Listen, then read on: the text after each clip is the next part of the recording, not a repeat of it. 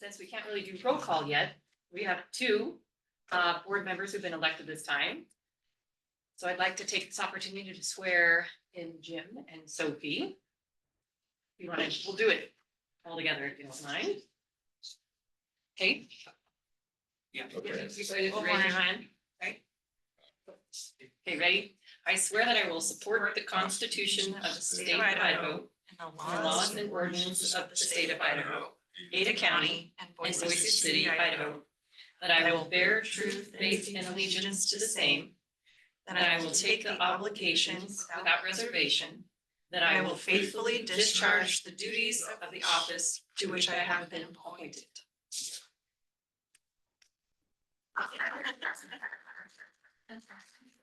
Welcome to the team. Yeah. Nice assembly line. Yeah, right? Efficient here. So is this needs, Sal needs of these. okay, she's got one, so these were just Yeah, those are just for your record keeping, but they've got each a copy to sign. perfect. And you'll notarize them, I right? will. Okay, thank you. Thanks, Anna. Okay, now we can do roll. call. Okay. Ms. Monkow, Here, Ms. Sestero, here. Mr. Walker. Here. Mr. Perkins. Here. Mr. Restigar. Here. okay, on to the next item of business, since this is the meeting after the election where we are going to elect officers and assign committees. Let's go forth and do so. Okay, so first we'll do board roles.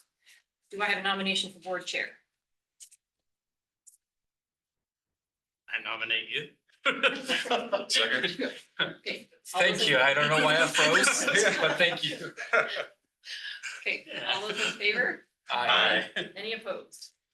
Okay, nominations for vice chair. I nominate Chase Birkin. Second. All those in favor? Aye. Right. Okay, next is secretary.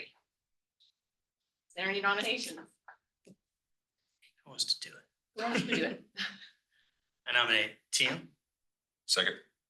No objection. No objection. All those in favor? Aye. Any opposed? Thank you. You're welcome. Okay, on to committees.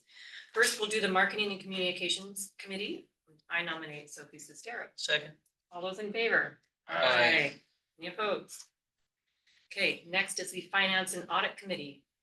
I nominate Chase Erkins and T.M. Rastigar. Second. Okay, all those in favor? Aye. Any opposed? Okay, the next is the exploratory committee. I nominate Chase Erkins. Second. All those in favor? Aye. Okay, opposed. So we do have the multi-agency committee that will be coming up, but what we decided is we have to actually first do the committee and then we'll have Jim kind of step into that role. So we'll manage that next month we'll form the committee and then we'll nominate you to that. So Put an action we'll item do on that. the correct protocol to get that in. So That's for just the group. That's the tri-agency, what I'm calling multi-agency, because didn't want to limit it to just tri-agency at this point. So it'll open the door to other agencies if we want to engage or talk through those. what kind of move forward with that committee? Better name. Yeah. All right. So you guys are all serving 2-year terms in those positions and we'll move forward and conquer. Okay, are there any changes or additions to the agenda? Yes, we do have a change to the agenda that I posted online, so we just need to do a motion for the change. It's changing the audit report to an action item. I had a discussion item, and it actually is an action item that needs to be approved by the board. So I've updated the agenda online prior to this, but within the 48 hours, there still needs to be a motion made for that agenda change. So moved. We have a second. Second. All those in favor? Aye. Opposed? All right. Okay, so under other business, item D is now going to be an action item instead of a discussion item. All right, moving on. So I'm not sure if you guys had the opportunity to go out and see the Paralympic National Championship at the Aquatic Center. It was pretty amazing, and to have that caliber of event in Boise and the swimmers that were here was remarkable. And there were how many world records that were broken? I knew of at least 3 people that broke them, and I think they broke them again on Friday night. So there were multiple times they So broke there have them. been multiple new world records that were set. Excuse me. I knew it was a fast pool. And this just kind of reiterates that it is absolutely a fast pool. So it can't be anything but good news for the Aquatic Center And moving forward when we are, bidding for other programs. So to have, world records set at our facility, and these are elite athletes who are moving on to nationals or worlds in Singapore, and then they're gonna be competing for the Paralympics in 2028 in LA. So that's why they wanted to have it on this side of the country. It's because since the Olympics are gonna be in LA, they wanna kind of spread out the competitions and get it out. So it was a great event, amazing athletes, great organization. I was able to attend with Mary Michael on Friday.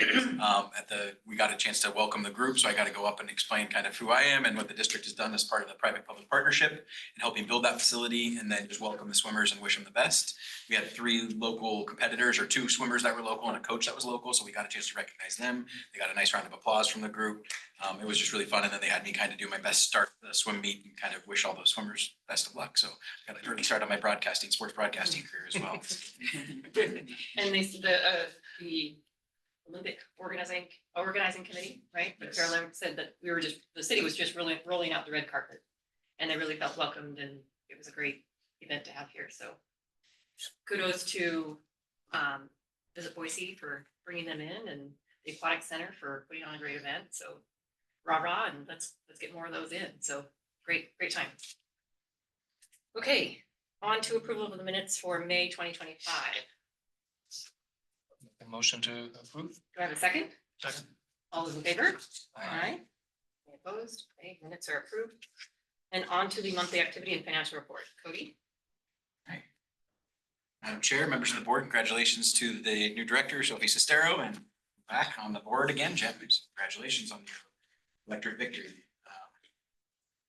Getting into the executive director report for June, which is our operating results through May. So that's just an important note for a new board member there that we are reporting from the prior.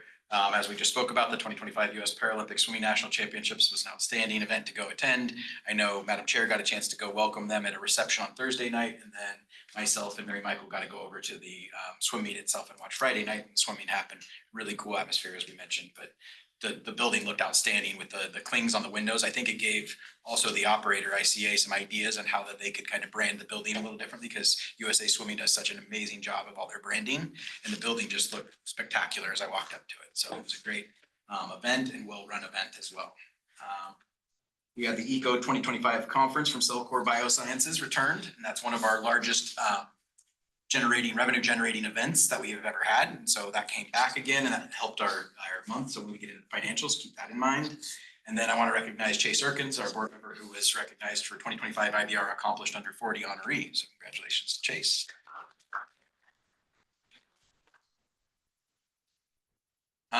Monthly events report. So looking at the total number of events in May was 23 total events, 7 of those being banquets, 4 of them being conventions, 11 meetings, and then 1 graduation. Obviously at the time of year, graduations in May. One thing I want to note to the board is I'm updating the forecasted number of events as we get into the year. This is something I'd like to do going forward. It's not going to change anything on the financial forecast. What we've noticed, and I've reported to the board in the past about this, some of the federal groups or larger groups, we're booking smaller events later into the fall to fill the calendar up. And so I'm seeing our total number of events raised for our forecast for the remainder of the year. And I'd like to jump it up to 264. Previously, I had 247. We're just doing a few smaller events, smaller meetings to fill some of those days where some of the bigger stuff hasn't come through or impacts to financial aid or support from the federal level impacting some of those groups as well. So more events, but about the same. More events, but again, the total event per revenue is something that I've been very proud of that we've been able to manage to. I don't think it'll have a big impact, but we'll start to see a little bit of a couple meetings that'll drive the number up, but the total revenue will stay about the same. Just a note there. Again, when you take a look at these to how they're forecasting, right now we have 155 actual and we're 149 forecasted, so we're already pacing ahead. So I just wanted to update it. When I look at our system, I can see we've got 264 tentative and above, which means they're going to be contracting or moving forward with that. From the attendance side, not something we can control, but it's important to report on. Again, the biggest events that we had, Cellcore Biosciences, and when I say 1,900, that's over 3 days. That's why I put the parentheses there to show you the number of event days. So each day, the number of attendees kind of varies, but for the most part, you were somewhere in that 600-700 range, up to 800, depending on the day.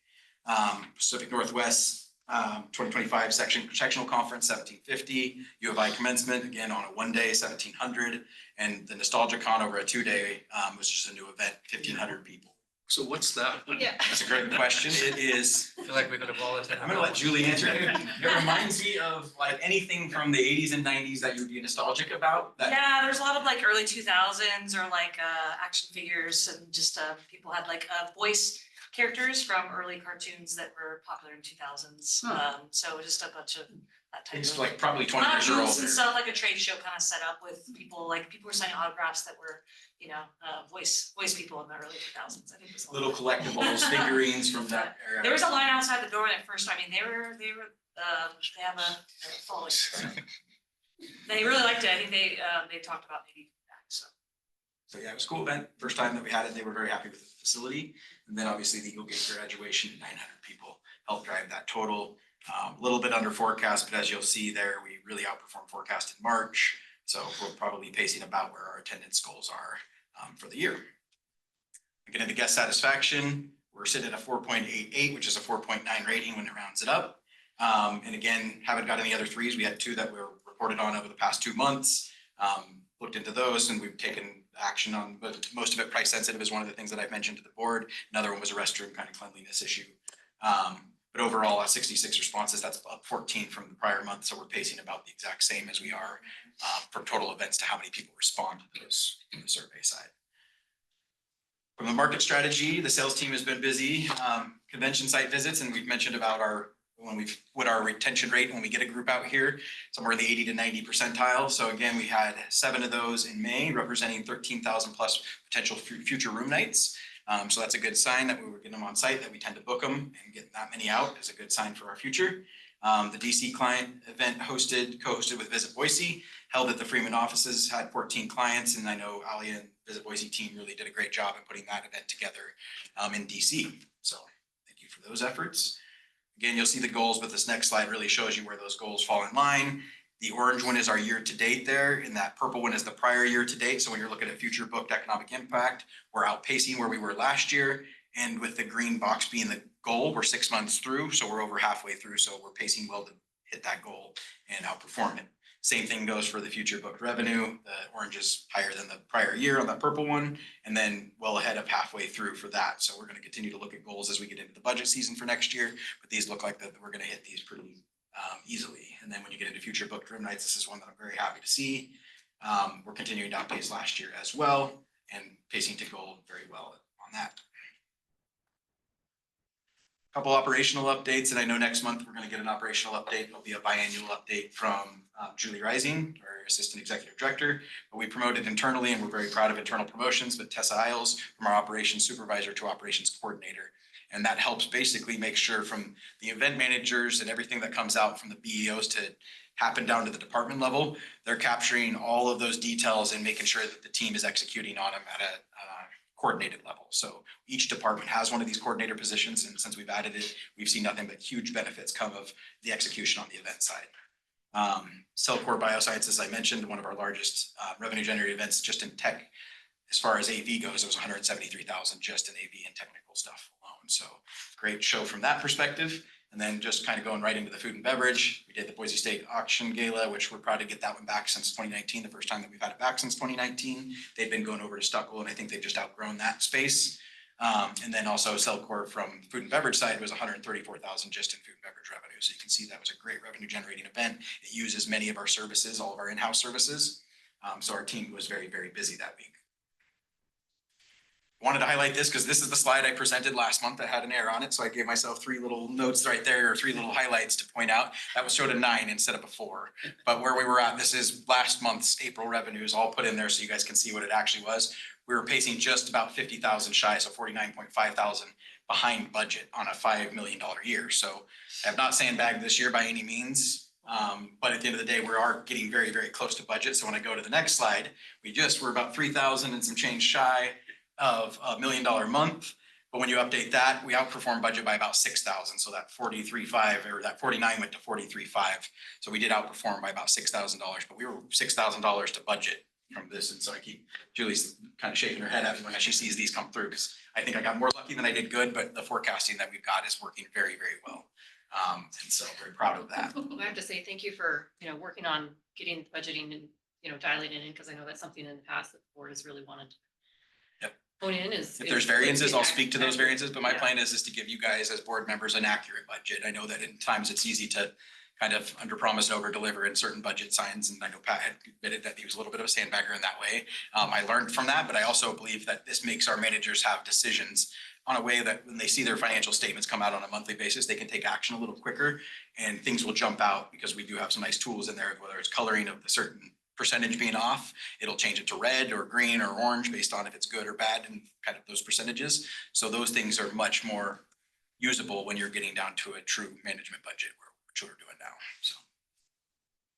From the gross profit side and our gross margin, the gross margin sitting at 18.9. Margins for May came in at 18.8. So again, we're seeing a little bit of the fourth quarter, we win the day on our gross profit and our gross margins. So we'll see that fourth quarter. I believe that goal will be an easily obtained goal, probably somewhere in the 22-24% gross margin when we finish the year, which is where we were at last year. Does the extra 20 events do anything to this because they're not gonna bring in A much little, extra? but not really, because a lot of ours is fixed positions that we're gonna see that impact. I mean, no, not necessarily. I think you might go from a 24 down to a 22, which is that would be my estimate from that side. Not a big impact. Economic impact, again, May came in at just over 4. It was literally just barely over 4 million. Like 4.001. And our goal, we're right on pace. So it's kind of similarly pacing to last year, just doing it in a different way because December we had Festival of Trees hitting this year, which helped drive that number right out the gate. We are seeing a little bit of a leveling off somewhat. So I think, again, we'll hit this budget goal, or not the budget goal, but the economic impact goal of 50.8 million with no problem, and probably outperforming that one as well. Just one thing that I want to note to the board, and we've talked about this before, about a crisis communications plan. We have our draft completed where we would like the board to review that. So after this meeting, what I'm going to do is tomorrow, you're going to get a crisis communication plan emailed out to each board member. I would like to give each board member, it's pretty robust for the most part. And I know Sophie has helped create these in the past, so I'd love your feedback on it. But we're very proud of this document that it's been a long time coming. Mary Michael, Brandon Doty, and myself really took the lead on building out this document. And so we'd like the board to review it. Then what I'll do is next month, myself, Brandon Doty, and Mary Michael will have an item on the agenda to have you guys ask any questions that you may have about the plan itself, and we'll be able to answer those. But it'll give you a full month to kind of review that document. So plenty of time to look into that. The RFP for the aquatics parking lot posted this week. I'm just waiting on a couple things for an agreement. What needs to go into the RFP would be a contract agreement for a design build. Got a couple edits that are coming through from legal on that, and then we're posting that hopefully by the end of this week is our goal. It should happen. One of the things that I know I talked to the board chair about in our meetings, we meet monthly before these, and our strategy is getting together a 2025 board training. Date TBD, but I anticipate somewhere this fall we'll do a board training date to make sure that that's kind of a full scope. Not necessarily a, what do they call it when you go into a retreat, a board retreat, but something like a half day or a couple hours here at the Boise Center to be able to go over anything, ask questions, have Mike kind of go over any of the legal stuff from that perspective as well.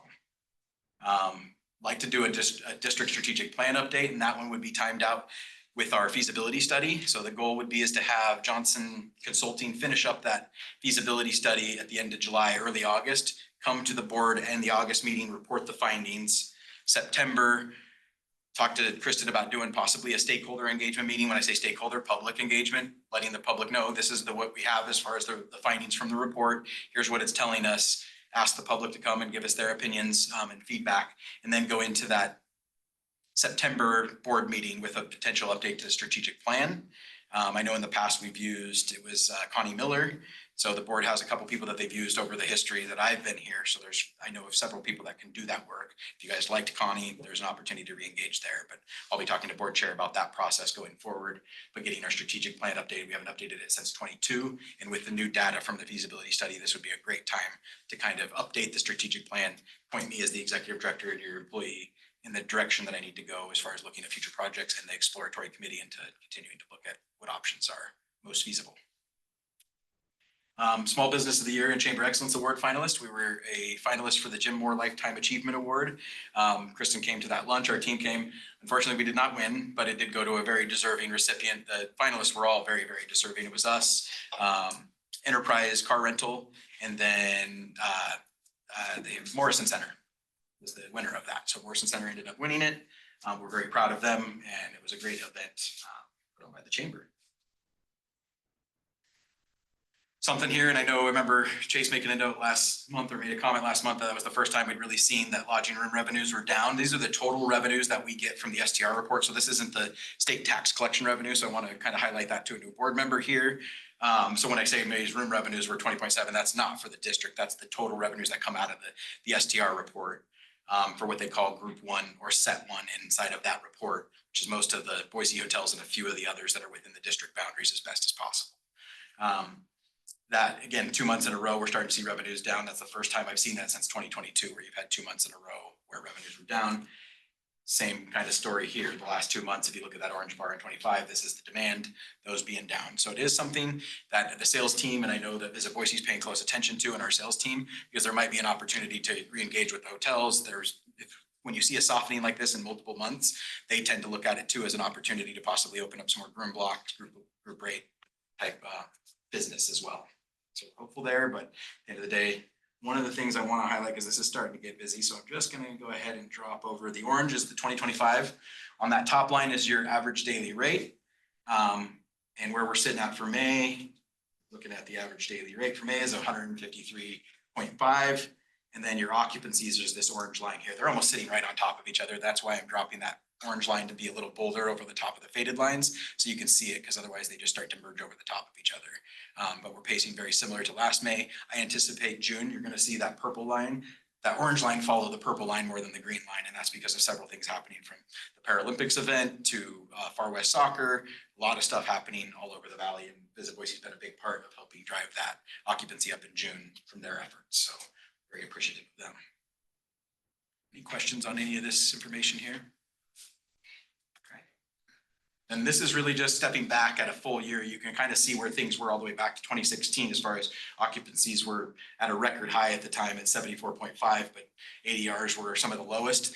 This is information that tends to kind of guide hotel developers in kind of looking at when markets might be ready for another hotel, or just looking at, is the market doing a healthy, what it should be doing. And you're starting to see that leveling off in these last 3 years between occupancies and ADRs. So as you get into 25, I'm forecasting out based off of what we're seeing projections for the rest of the year.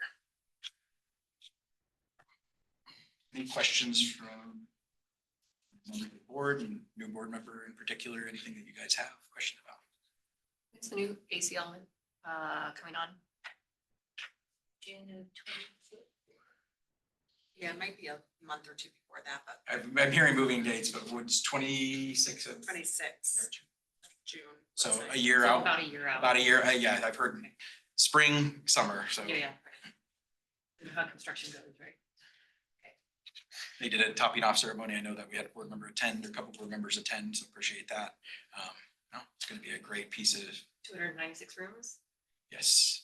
The number of rooms I've also heard a little fluctuate, but that is the last number I heard. So yes. Any questions? It'll be interesting to see where we go ADR and occupancy wise. I mean, that's an interesting part to kind of point to in the history of whether hotels have come on, and we've had some hotels pop in. Those occupancies and ADRs have rebounded pretty quickly because of the growth of Boise and just the demand that we're seeing. So I anticipate that'll similar will happen with AC Element as it comes on, and we're looking forward to the additional inventory for sure. I'm wondering if the softening is due to, in part, government travel, because I know that some hotels have said their government travel's gone to zero. for Some. Government rates, so I don't know how much that impacts it. Next, I know that we'll be having a report from Ali and Visit Boise in August to the board, so that'd be good information that they'll be able to provide you guys as kind of where they're seeing things from the market side, and from meeting planners and all of that. Any other questions for Cody? Right. You take it away. Good afternoon.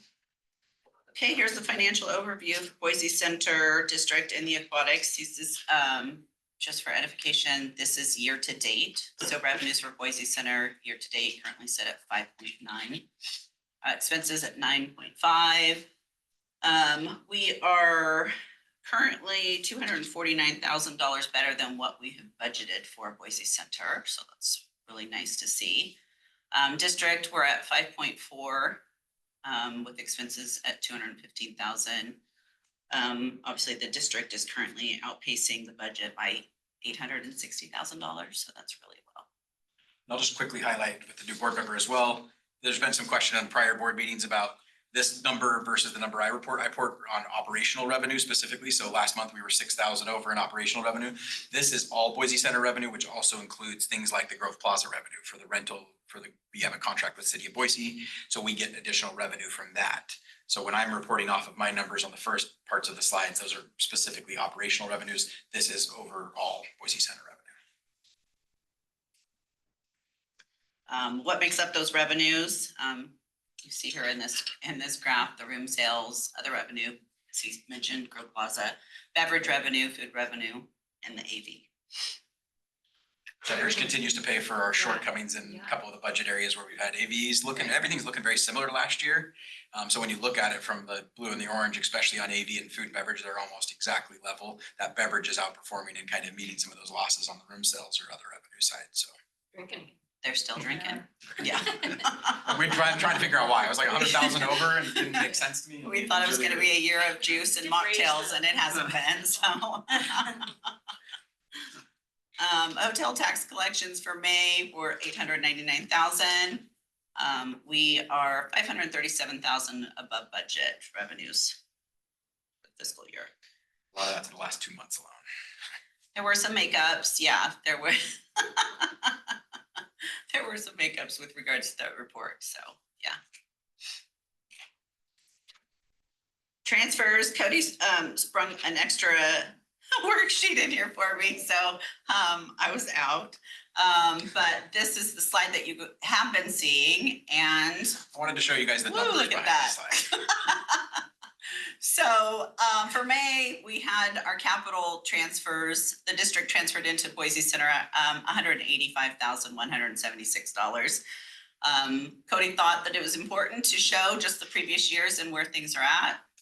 Kind of nice. The reason for is the this is new- one slide I'd like to do something different going forward, and as we've got a new Absolutely. committee for the finance and Oh, sorry. audit side, the bond payment's very flat. You can see those payments don't fluctuate much. Capital is very much something that I report on during the budget season, and I'm happy to continue to report that in a different way. But the operating transfers, I just have kind of continued to say, does this provide the board members any information that's valuable? I don't know if it does or doesn't, because I've been here for 20 years, and there's not necessarily a rhyme or a reason other than when cash flows in and out.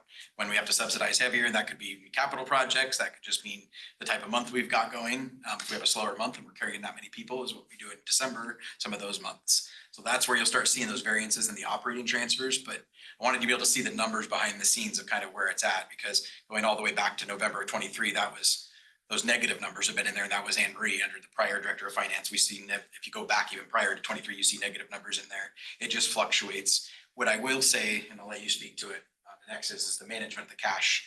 I'll let you take it from there. We've done a much better job with sweep accounts and the investment accounts. Yes, much better job with the sweep accounts, and yeah, we converted our regular checking account into a sweep account. We're earning additional interest now on that each month. The additional transfer from the bank account into the investment account, the cash there as well. So you'll see, Pretty substantial. Pardon? It's substantial. It's 'cause it was- substan- It it's was around very- 55, right? Yes. 55, Yeah. Because in 60 and now we're at 71. 71. Yes, that's Money, the man. magic number we all like to look for, so.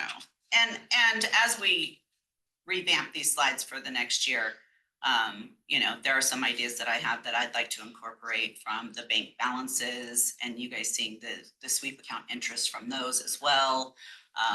And so I'll be meeting with each of you as we discuss and how we're going to share that information, what's important to you, and making the decisions. Well, great job on working that to where we can get some additional interest.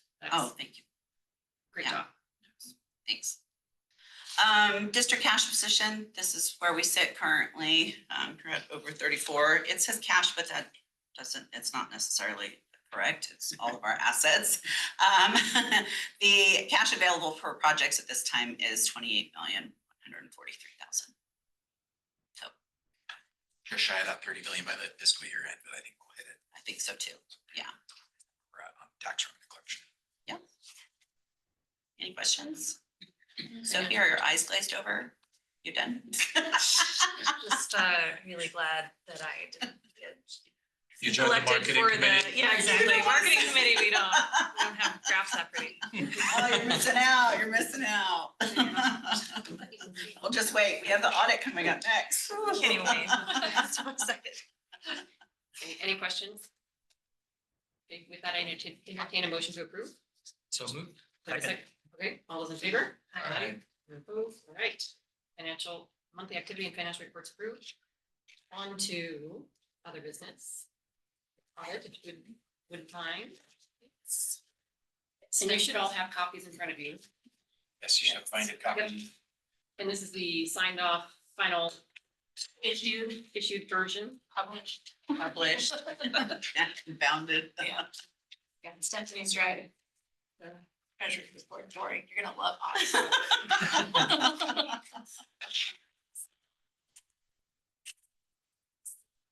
Well, I just wanted to start out first with a thank you to Stephanie and Chloe for bearing with us through the audit this year, especially for Stephanie. We put her through the ringer for her first audit, so I just thank you for getting us what we needed to complete the audit and so that we could be here today to present this to you guys. So with that, I'm gonna do a very high level, what the heck is this report you're looking at? So, because with new board members, it's kind of a foreign object. So I won't go into the nitty gritty details. You can look through that, ask any questions as we go. But this is the district's audited financial statements. And if you look at the table of contents, I kind of just wanted to give you a lay of the land of what's in here.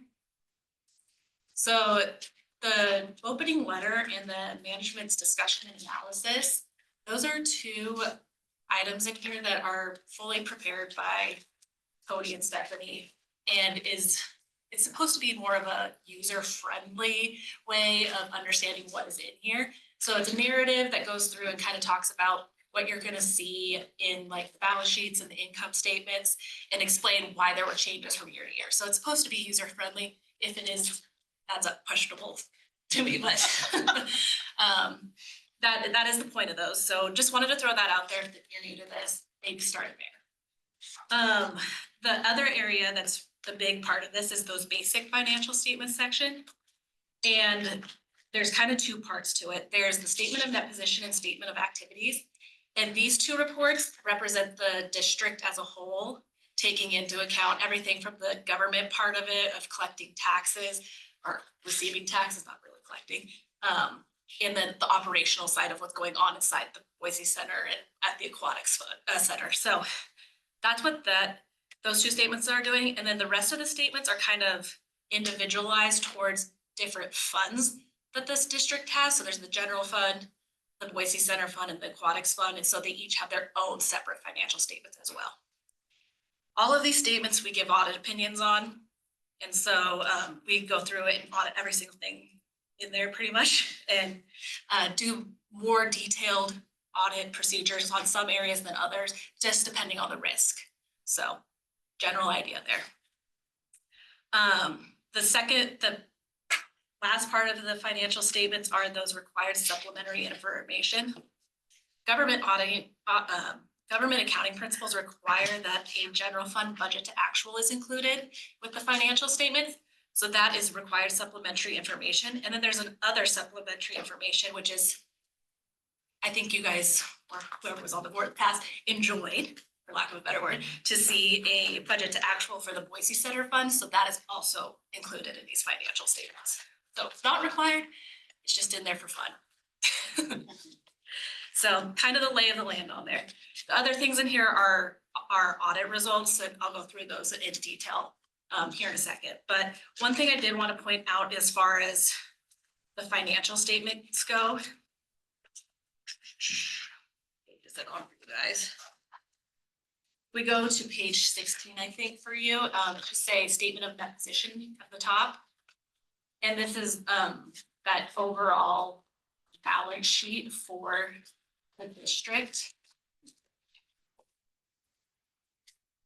And so what I just wanted to go over real fast and point out was total net position. That these pending numbers for the governmental activities and the business activities are all up from the previous fiscal year. So the governmental activities is up about $5 million from 2023. And that was mostly seen in the investment in that cash and cash equivalent balance. And I think what they were talking about earlier in the strategy of that cash management comes into play there.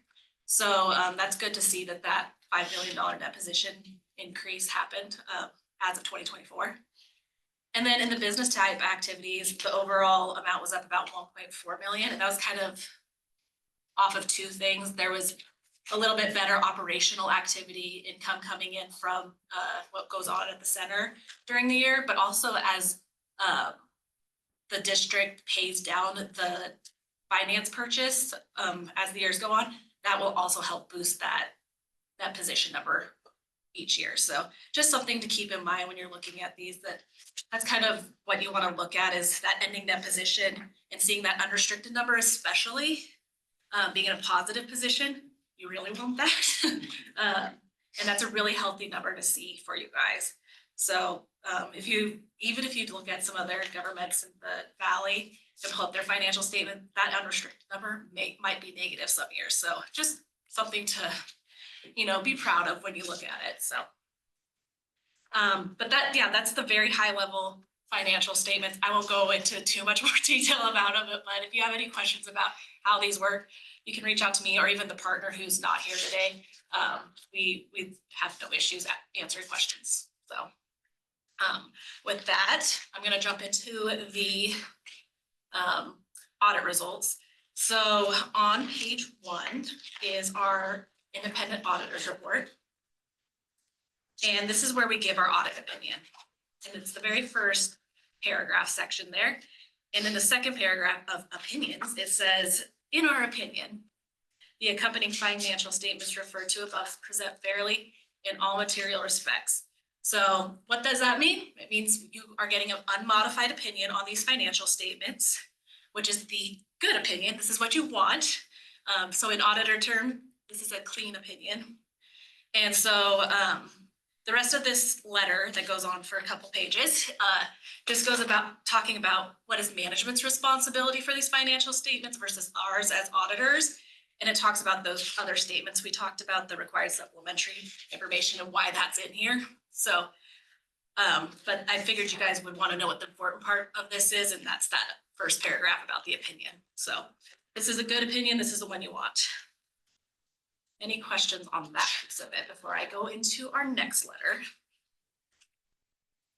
It's just a lot of words for something that takes like 10 seconds to say, right? So at the very back of this report is a letter on internal control over financial reporting. So we are not engaged to do an internal control audit. However, if we come across something during our audit that suggests that there was a breakdown in internal controls, we're required to report on it. So that is the point of this letter. And it's also telling you the levels of different kinds of internal control findings that are out there. And so unfortunately, this year we did have an internal control finding over the financial statement or financial reporting. And so we talk about that in the first page of this letter. So there's 2 pages to that letter. And then the very last sentence at the bottom of the page of the first page of it, we say that there was a deficiency in internal control. So we'll go into a little more detail here in a second, but that was the point of this letter, just to explain it to you guys. And then the very, very last page is our financial statement finding that I referred to. So we labeled this finding this year as a material audit adjustment and financial statement prep finding. And this was a result of, during our audit procedures, we came across 3 journal entries that we considered material and needed to be made in order for the financial statements to be materially accurate. So going back to what I said earlier, even though there's a financial statement clean opinion, we wouldn't have gotten there unless these journal entries had been made. If that makes sense. So that this goes into detail of specifically what those journal entries were for. And then the reason why we have to do the financial statement preparation piece of it is, even though we as auditors were asked to prepare the financial statements, Ultimately, at the end of the day, it is management's responsibility for the financial statements.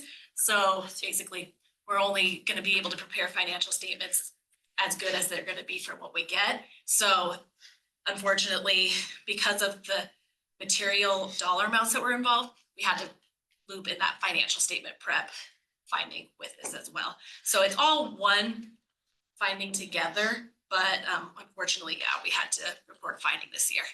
And in talking with Stephanie and Cody, they're working on ways to eliminate these issues that came up. And, you know, it's Stephanie's first year up taking on the reins of it, and so it happens, so. And I think you kind of spoke about this last time. There were 3 sub-parts of it, I guess, right? Yep. If you want Do you want to speak to those? speak to those 3 sub-parts. I can actually go in a little more detail. I don't know if you guys have my governance letter or not, but we have another separate letter that we issue, and it's a summarized version of a letter to the board about what the purpose of an audit is and what the results were. And in that letter, we talk about that there's a finding in there, but it also goes into detail in the section called the uncorrected and corrected misstatements section. And it details out those journal entries that were made to make the financial statements materially correct. And we outlined them specifically. So one of the entries was for investments. It was understated when we first started auditing. And so we had an adjustment for $600,000 to increase that balance and get it up to what it should be in the financial statements. Another adjustment, and this one's and mostly because of the aquatics funds, it's so small that anything that happens in there that might be wrong could be material. So because of that, there was inter-fund transfers that happened and they didn't balance out correctly. And so we had to have an entry to fix that, to make each one of those funds balance assets equal liabilities plus equity in the accounting world. So that was the purpose of those entries. And then the final entry that had to happen was the vacation accrual and FMLA, right? That balance was not correct either in the GL when we started the audit. So it had to get tweaked by $500,000 to get everything up to what it was supposed to be.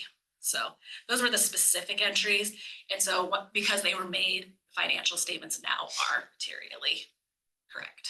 And so from what I remember, I believe the vacation and FMLA, it was known, it just didn't get adjusted in time. Right, For the audit. right, And then the money from aquatics, it just got deposited to the wrong account. right. So it And came into they the just Boise had to Center move Fund, I back. believe, and then sat there for 2 of the payments. 2 of the, 2 Yeah. months. They weren't, the previous receivables who tried to correct it complicated it to the point to where we were like, don't touch anything. Let's get somebody else involved with this. And Ryan Ungerbach with Momentous was the one who came in and helped Figure out how unwind to- some of that yarn. And so we were able to get that done, but it wasn't prior to Bailey already coming in. So it was a $10,000 deposit, And then, so. the other one was the. The investment. The investments. investment being And if I remember understated. correctly, that was, you were looking at the wrong report that was coming out of, So or you weren't. we're We're still unwinding We're that one. still unwinding that one. So, things will stick in my craw a little bit, and because I take a great deal of pride in my work. And because this is the first year, I like to be able to identify where the issue is in order to be able to fix it. We have not been able to identify where that shortcoming report came from. And I have had an outside consultant take a look at it. Bailey take a look at it. We're still not really sure. We've gone back 2 years now since Bailey has been auditing it, and there never was a time where the statement matched the GLs in our Momentous. Now, the 3 accounts, the 3 GLs that are used in that investment account when we get those reports, those statements each month, they did net in total. But the way that it's broken down or had been previously broken down, we're not able to identify where that came from. And so I don't know how to fix what I don't know was broken. And so we're still trying to work through that. But I'm confident that now we do receive those journal entries directly from Clearwater Investments. It's an automated process. Prior, they were doing a probably 4 or 5 hour Excel worksheet, which I've expressed to the board. I am not comfortable in reporting financials out of an Excel spreadsheet when you can fat finger a number, manipulate a formula, you know, the cell could be wrong. And so now those journal entries are coming directly from the statement from Clearwater Investment. So the numbers are right, we're there. We're just still trying to figure out where that issue is. So, but the journal entry for last year was made and all those financials are correct. We knew where it was We knew supposed to where it be was supposed to be. because of the investment statement said it was this dollar amount, and that's what we knew it had to be, so at least we had a way of getting to what it should To be. get back, yeah. And so I think for the future, you guys have maybe talked about doing quarterly check-ins or to Oh, make yeah. sure, because so that we don't end up with all. And this at also the not end of waiting the until we year. get to the audit to kind To of the just. audit phase. Because if we Correct. corrected some of these before, they never would have been findings, and I They think would that's not. what was happening under Right. the prior director of finance, was they Right. were just correcting them before, because some of these Right. same things were existing under the Right, prior, right. so, yeah, And that adjustment was 600K, right? yes. It was The investment one, understated. Yeah. I see. Understated. by Our some. GLs were 600,000 understated from what the statement was. Guess it's better than being overstated and you're just Yeah, thinking they were or- 600,000. I mean, let's look at the Yeah, we positive. didn't, we found 600,000 versus last. Ta-da! Well, and now you're fully Talk about staffed, sandbagging. right? You're fully staffed with your Yes, I finance am team fully too. staffed. I am not working in the department. I'm working on the department. And so some of that includes those internal processes and eliminating those Excel worksheets to balance a statement that is already there for us. So, And I'll just speak to seeing that team, I'm very, very proud of the whole team now that we've got a full team. I've got financial statements coming out. I got them on the Monday of last week. yes, So you did. I can start getting closer to that 1 week out for you Right. guys, getting the board report out, so you'll have plenty of time to review it. That was kind of me and Pat's goal prior, was to get it to you guys a week prior. Due to the size of the team, it was get it to you at least a weekend prior to the board Right. meeting. It was my goal at that point in time, but I would like to get back to that week. Minus my own PTO time that I had off, I would have been able to get that to you because the finance team met that obligation this month, so. I did want to also mention that we did have 2 uncorrected misstatements, so these are journal entries that technically should be made, but the dollar amount is such that it doesn't misstate the financial statements. So just wanted to make you aware of those. So the first one involves accrued interest on investments. The balance sheet amount that you'll see in the financial statements is actually overstated by $56,000. So like I said, it's big enough that we have to tell you about it, but we don't need to make a journal entry to make the financial statements materially accurate. The second one is related to the bonus accrual, year-end bonus accrual for the sender. It is not recorded as of November 30th in these financial statements, so it is understated. The liability of $300,000 is not included, so just keep that in mind that these journal entries are missing, but they don't materially misstate the financial statements. So yes, so those are those journal entries just to keep in mind for this. So like I said, unfortunately, we do have to have the finding, but sounds like there's work in progress to eliminate this for a go forward basis. So that part is And so positive to those hear. other journal entries, have those been corrected? The interest was when we did the, All yes. the ones that you just mentioned. for The journal accrual? entry, yes. And then the bonus, we did not accrue that that was more of an executive decision on Cody and my part. We were unable to identify anywhere where it had been accrued previously. And so I just left it in December when those bonuses were issued instead of pulling those numbers and putting them in November. And it wasn't until Ike Bailey came in and asked a question, and because they had been here the previous year, we're able to direct me with where those were. And so with that, moving forward, we will make sure that we accrue the bonuses to where it is budget, it's in the same budget year, so. So it sounds like learned a lot from the audit A process. great deal. This year, like I said, has been one of the most difficult things I've ever taken on, and I have created a multi-million-dollar business, and this still whooped me. But I'm very proud of my team and the efforts. I mean, not even just the full team, Anna and Maria and I mean, we were the three musketeers, and for the longest portion of that year. And I tell you, a sense of humor goes a long way when you're dealing with the stress levels that we were at.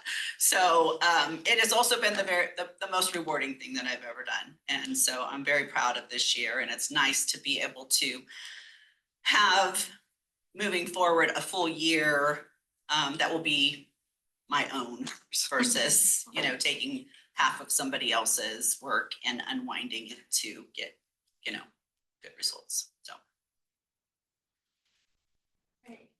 Any questions about auditing? It sounds like the bottom line is there's one root cause to be determined. And then corrective action, all the others were root cause determined. Yeah.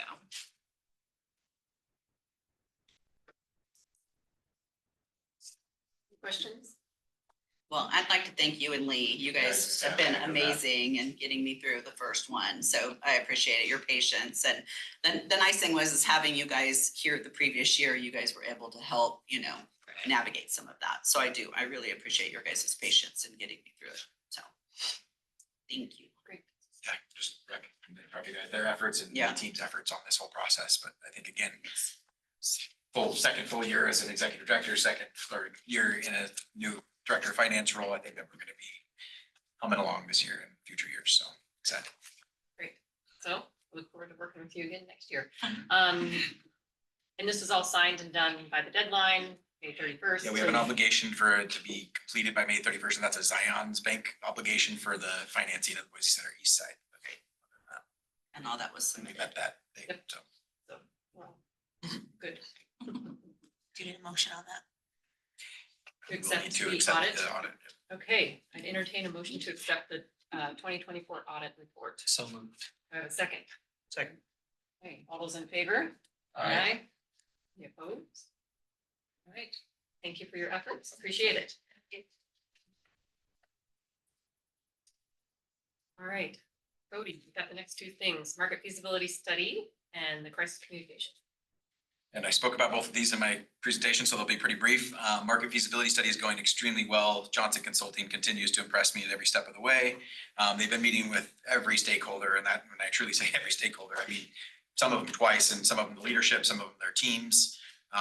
And we're continuing to kind of go down the list as we've got probably 6 more that I think that they've got on the schedule to meet with. And I think 3 of them happen next Monday. So I believe that we're getting through those by end of next week, if not the following week, is the 4th of July, obviously holiday week.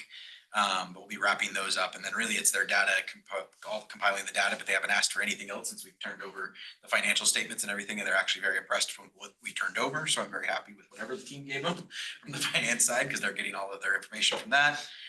But that the goal is, like I said, end of July, wrap up the report, present in August to the board. But a good opportunity just in general for meeting a lot of different stakeholders in our community, and it's good to see that everyone, for the most part, that we've met with, while they may not have a full understanding of how the district operates, there's a much better bridge between the organizations, I think, that are stakeholders to us now, just through this process, because I've been able to get on those calls, or Johnson has, good feedback from those people that have been on the calls about that Johnson knows what they're doing. They seem to be very happy with the information that they're getting provided, or the questions that they're asking in their process that they're going about. So looking forward to that getting wrapped up. And then the last, actually, what was the last agenda item there? I don't have. Crisis communication. Oh, crisis, I mentioned that. So yep, plan there is you'll get an email. Send that out. If you guys have any questions, just be prepared by next board meeting. And then we're happy to meet individually if anybody has any other individual questions.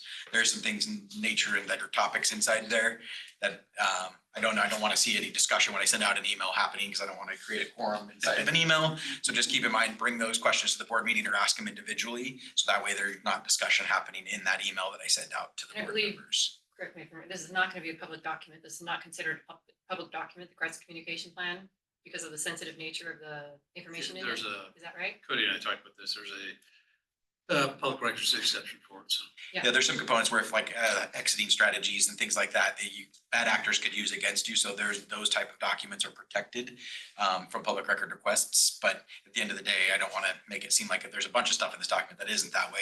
But B, keep that in mind as you're reviewing it. So if you're going to ask a question like that in a public meeting, just be mindful of that.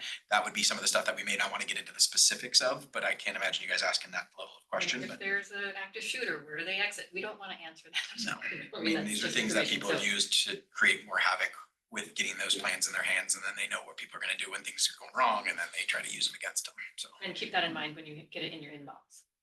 Will those be delineated within the document? Which are, the items that are protected, no, we'll ask Mike on that, because I don't think the statute I have written down is very broad, so I don't know if I want to try to go through and redact anything out of that. not Not necessarily not redact. redacted for us to review, but mostly just if we're going to be Highlighted. asking questions, to know which areas are sensitive Okay. for a public meeting versus which would be better for private. I can do conversation. that. Me and Brandon can go over and kind of highlight, these are the things that would be important not to probably highlight. It'll be helpful, so we don't have to interpret. There we go. We just Okay. know. I can help with that. So, yeah. Madam Chair, I just have one Yeah. follow-up on the feasibility study. So Cody, you said earlier that at some point you're gonna invite public comment on the feasibility study. What's the timing of that? And if, the public raises something that stakeholders haven't brought up, then what's the avenue? Will that delay the product? No, or- I don't think so. It would be up to you guys at that point to take that feedback. If you heard something that was way different than what Johnson Consulting gathered in their final report in August, you guys, my plan would be early September, so before the September board meeting, do a reception in the lobby or somewhere where we've got space, invite the public in and really just make it a chance for the public to give you guys feedback and have facts and information about each project type that we've looked into, because really we're looking at 4 options, but there's some hybrid options in there. And then have high level data so the public can come in, the stakeholders can come in and kind of look at that, ask board members questions, ask myself questions, have Johnson Consulting even there to be able to answer questions about how they do this process and the numbers. What that does is it really gives me, as the executive director, and I think you guys as board members, a nice avenue to be able to say we've engaged the public through this process. That doesn't mean there can't be more engagement, but I just believe that would be a good timing before we update strategic plan for you guys to go, okay, we've got with all the stakeholders on the Johnson Consulting side. They've gathered that information in their final report. Now, before we go out and take action on this report, let's meet with the public and make sure that they're getting their chance to give feedback, because you guys are publicly elected officials. And I think that's an important Cody, part of on this that, process. based on what you're describing, do people have to be in person to come and provide feedback or No, it ask could be, we questions? could provide them an option to give in an email or a QR code or however we'd like, if Yeah. they'd like to give additional feedback. And post it on the website. Mike? well, just for timing purposes, the other thing that Cody mentioned is that we'll presumably take that and turn it into the strategic plan update. So I think, Jim, that would be an opportunity for, to the extent that more stuff was sort of uncovered or came out of those public sessions, that could be incorporated into the strategic plan update. Because the strategic plan is intended to be updated to reflect what's in the feasibility study, but if there's more things, then those can be Yeah, included. if the in public that. shook something out, or you guys heard very loud and clear from the public about a certain thing, you could take that into your consideration as you're updating the strategic plan. And have you already floated that by Johnson to come out in September for? a They public- love this idea and they've seen that done. They think it's one of the best ways to do it. Is they believe in stakeholder engagement heavy in what they've done. Then also the stakeholder engagement that they talked about at the end is really that opportunity to invite stakeholders back, but also public and Right. give public input. So I know Mary Michael will be probably working on some dates and stuff and get out some information to kind of invite the general public and get working on that perception. And Just then, wanted to answer Director Cicero's question. We're going to start talking next month, July, right? With Johnson about kind of the behind the scenes about probably what we could include on the website, interactive things, what questions would be asked, how public can give feedback, kind of that nuts and bolts behind the scenes. We'll kind of back into it, be ready for once we're ready to make it public.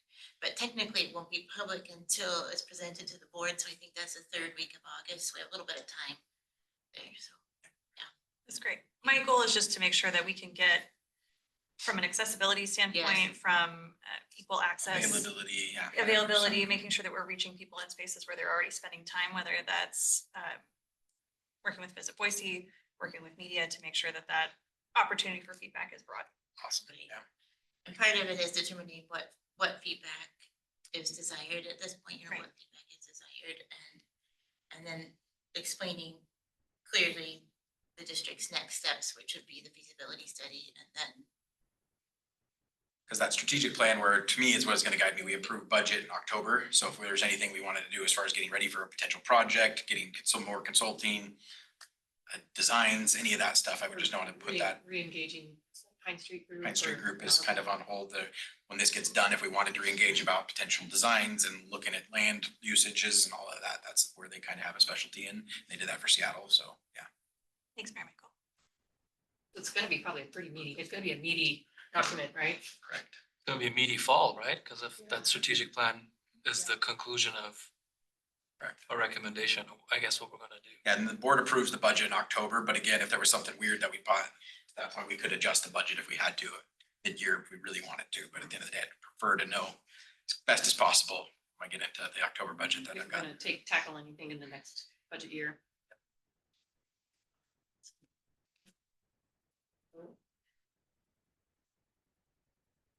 Anything else? Any questions? Not related to that, I just wanted to let you know I'll be missing next board meeting. I'll be out of the country. Hockey's pay. And since we're not hiring an $5 executive less. director, I will actually not call in. Right. Look forward to working with you and the new board and just in general, excited about the future, so. And the next board meeting is gonna be longer, right? Yep, so we will have, I thought about, because we've done work sessions in the past when I would update to the board as the assistant executive director. I don't think we need to do that. I think we've been pretty concise on getting the ED report and everything done. So I'm anticipating just to plan on at least till 4 o'clock on that from a 2 to 4 meeting for next month. We've got because- several updates, right? Yep, we'll do the crisis communication plan and opportunity for you guys questions, an update from the sales or from marketing and communications, and then a biannual update from Julie. See no other business before the board, meeting's adjourned.